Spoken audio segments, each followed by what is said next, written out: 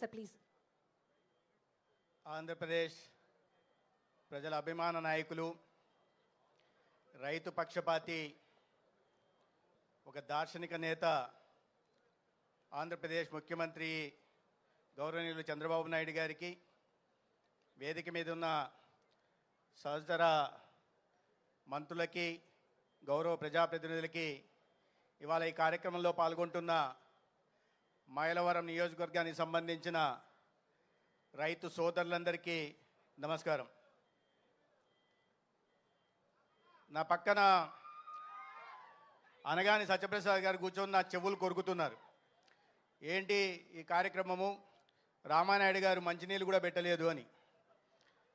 నేను చెప్పా, ఇవాళ రాష్ట్రంలో ఎటువంటి ప్రభుత్వం ఉందంటే మంత్రులకి ఎమ్మెల్యేకి సపర్యలు చేసే ప్రభుత్వం కాదు, అన్నదాతకి సాగునీరు అందించే దాని మీద దృష్టి పెట్టే ప్రభుత్వం ఉంది.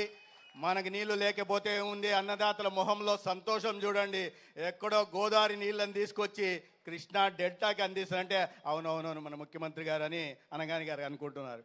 మనకు నీళ్ళు లేకపోతే కాసేపేం కాదు, కానీ అన్నదాతకు పంటకి సాగునీరు రాకపోతే రాష్ట్రం ఏమవుతుందో తెలుసు. కాబట్టి ప్రాధాన్యత లేదో ఈ రాష్ట్రంలో గౌరవ ముఖ్యమంత్రి గారికి తెలుసనే విషయాన్ని మేమిద్దరం కూర్చొని మాట్లాడుకుంటున్నాం.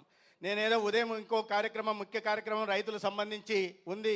ఎంత ఒత్తిడి చేసినా ముఖ్యమంత్రి గారి కన్నా ముందు 10 నిమిషాలు రావాలని ప్రయత్నం చేసినా అక్కడ సాధ్యం కాలేదు. హడావిడిగా పరిగెత్తి వస్తూ మా పిఏకి అడుగుతున్నా, ముఖ్యమంత్రి గారు వెళ్ళిపోయారు కదా, అక్కడ ఏదన్నా ఇది ఉంటాయేమో, అడ్డంకులు ఉంటాయేమో, లోపల వెళ్ళడానికి ఇబ్బంది అవుతాయేమో, ఓసారి కలెక్టర్ గారికి చెప్పండి అని. మీరేంటి సార్ మంత్రి అన్నారు.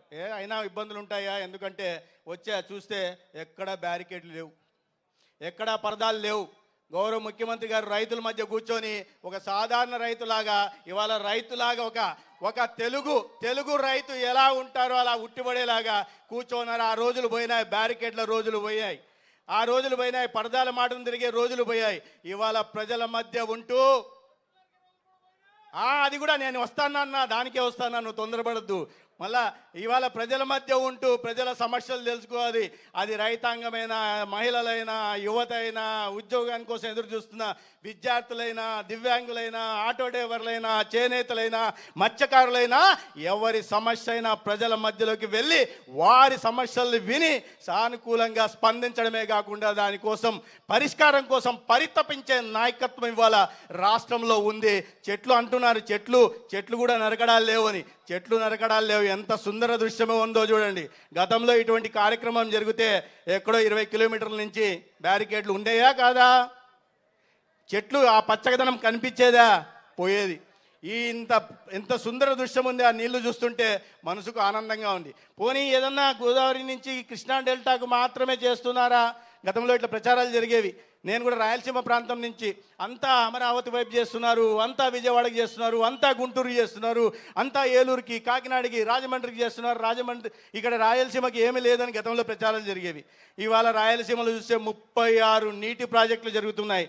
నా నియోజకవర్గం ధర్మవరం ఎక్కడో శ్రీశైలం నుంచి 700 కిలోమీటర్ల హెచ్ఎన్ఎస్ఎస్ ఇవాళ నీరు క్యారింగ్ కెపాసిటీ పెంచి దానికి లైనింగ్ చేసి ఇవాళ నీరు అక్కడి నుంచి మారుమూల ప్రాంతానికి కూడా దారిలో పోతున్న ప్రతి ఎకరాకి సాగునీరు అందించే ప్రయత్నం చేసి దాన్ని కొద్ది నెలల్లోనే సాకారం చేసి రైతుల వెంట ఉండే ప్రభుత్వం అని చెప్పడం కాకుండా చేసి చూపించిన నాయకత్వం ఉంది.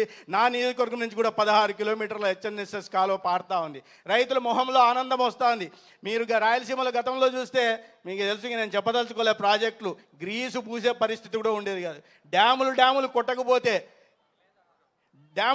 కొట్టకపోతే పట్టించుకునే పరిస్థితి లేదు. ఇవాళ మళ్ళీ ప్రాజెక్టులు మొదలైంది. ఎక్కడో తుంగభద్రలో గేటు కొట్టకపోతే అహర్నిశలు అక్కడ కూర్చొని రాత్రంతా దాన్ని పర్యవేక్షిస్తూ మంత్రులందరినీ అక్కడికి పంపించి ఆ గేట్లని మళ్ళీ తయారు చేసి, చాలా పెద్ద పని, కొన్ని సంవత్సరాలు పట్టే పనిని కొన్ని రోజుల్లో చేసి, అంటే ఒక సమర్థవంతమైన నాయకత్వం ఉంటే ఎలా ఉంటుందన్న విషయాన్ని చేసి చూపిస్తున్న సందర్భంగా ఇవాళ ఈ కార్యక్రమంలో నన్ను కూడా భాగస్వామ్యం చేసినందుకు నేను నిమ్మల రామానాయుడు గారికి, అధికార యంత్రాంగానికి ధన్యవాదాలు తెలియజేసుకుంటూ సెలవు తీసుకుంటాను. నమస్కారం.